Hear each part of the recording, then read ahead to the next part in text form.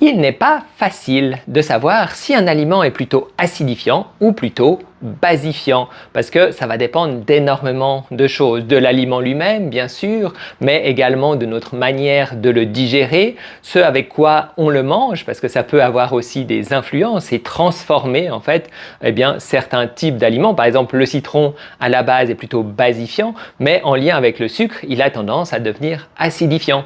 Et puis, il y a aussi notre absorption, comment on va absorber notre flore intestinale, comment est-ce qu'elle va réagir, puisque en fonction des aliments qu'on mange, elle va produire plus ou moins d'acidité ou d'éléments basiques. Et donc, il y aura aussi une influence directe.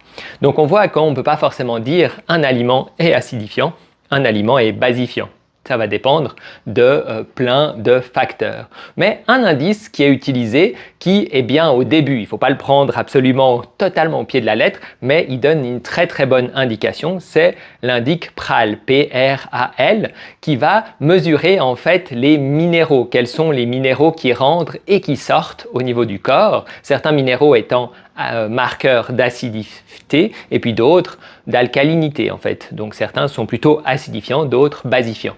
Et donc en regardant quels sont les minéraux qu'il y a dans ces aliments et comment ils réagissent au niveau du corps, on peut déterminer comme ça, est-ce qu'un aliment est plutôt acidifiant ou plutôt basifiant. On dit, ça va varier d'une personne à une autre, c'est pour ça d'ailleurs tous les indices PRAL ne sont pas toujours d'accord les uns avec les autres, mais ça va permettre déjà d'avoir une bonne idée de se dire, ok, qu'est-ce qui est acidifiant, qu'est-ce qui est basifiant. Tu trouveras beaucoup de choses sur internet sur cet indice PRAL, tu as aussi en lien avec cette vidéo, un lien pour te permettre d'en savoir plus. Et comme ça, de pouvoir faire attention à ton équilibre acido-basique. À bientôt!